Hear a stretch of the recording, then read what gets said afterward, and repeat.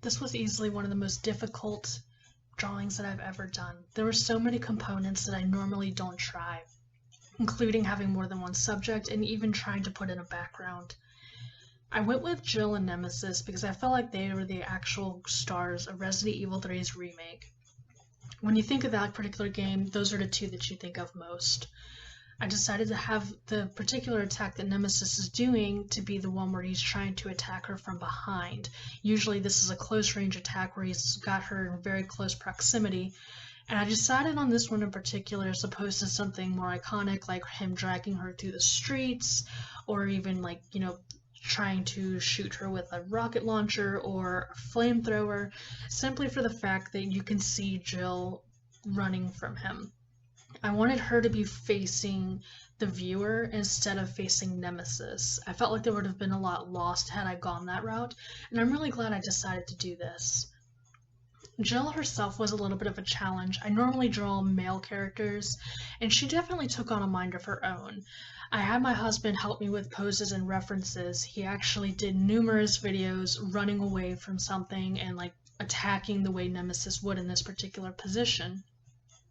You can see here that in the particular thumbnail that I had originally crafted, she was supposed to be looking more to her right. She was going to be darting off in that direction. She had her knee down. She was down, but she was about to get up. And I decided last minute to change that. I felt like there would have been more emotion if you could see the pain she was in. I also changed her position so that she was about to kick off on her right foot and sprint towards the road, towards her safety, instead of just having her kneeling there about to get throttled by Nemesis again. Sometimes pictures do that. They just take on a life of their own and you have to go with it, and usually it's the best thing to do instead of fighting it and going over it again and again and going a little crazy each time. Nemesis himself did originally bother me a lot because I wasn't thinking of him as a monster, I was thinking of him as a man. So seeing his arms so beefy, seeing him so incredibly top heavy in the torso drove me absolutely crazy. But I eventually got over it, I realized that is how he looks and decided to go with it. As I normally do with all of my drawings, I go over it with a kneaded eraser first to pick up most of the graphite, and then started in with my micron pens. That was probably my favorite part of the entire process. I love inking in my pictures. They go from looking like such a mess to something so much more refined. And it's a fun process to take them there. It's just really relaxing. It gets you kind of into a zen mood. But I could definitely tell that I was having some issues when I came to Nemesis. I wasn't able to erase anything. And that's not necessarily a good thing because if I have all of the graphite down and I have to erase it later, I press too hard and lose some of the ink. But I had to get in all the tiny details that I otherwise would miss out had I used my kneaded eraser first. And that's when I realized that I knew I had done too much. I should have kept it more simple, but I love the way it came out anyway, and there's no going back. What's done is done. It's ink. It's not going anywhere. I definitely had the camera die at this point, and it's probably for the best. You guys would have gone crazy if you had to sit there and watch me rearrange the size of a dumpster 19 times until I was happy with it. So it's kind of better that you just see the finished product. I'm inking it in just like I do the characters, but I'm using a smaller pen. And that's actually really important to me because I want you to first see the characters when you look at this drawing. Everything else is important.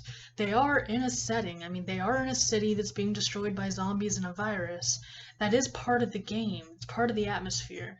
But I want you to look at the characters more. I want you to be fascinated by the characters and then let your eye wander to the different things around them, putting them in this situation, how they're interacting with things. So as I normally did, I even solidified the lines on those, still trying to keep them thinner than the characters themselves. Like I said, I really wanted you to look towards the center and see the characters, which actually started kind of creating another problem is I wanted to make sure there was separation between Jill and Nemesis themselves, that wasn't confused. But I feel like it kind of came out better when I started really going over Jill's form again to darken her figure and kind of pull her away from Nemesis. I also added texture to her hair that really needed to be done. That was driving me crazy the entire time. I started adding shadows and giving it a little more depth, and there I think it really started coming out. It definitely started fulfilling the feel of these are characters, they have shadows, they have features. Nemesis is like a big, his face is a folded mess. There's just stuff everywhere. And I really started getting like deep into the inking like zone when I started going here. I also went through with the straps with a thicker marker just so you could see various areas, and I had a lot of fun doing the small tiny details. I had really come to this point and I almost started coloring it. I almost, threw caution to the wind and started putting some color down on Nemesis. I was so tempted, but I was terrified of ruining it. So this is actually the final product, and next Saturday is going to be a video for Link in Breath of the Wild. It's either going to be Breath of the Wild or Twilight Princess. If you have a preference, you should comment down below and let me know. I'll definitely take a look at them. And if you like what you see, please like, comment, and subscribe, and I'm hoping to see you next weekend.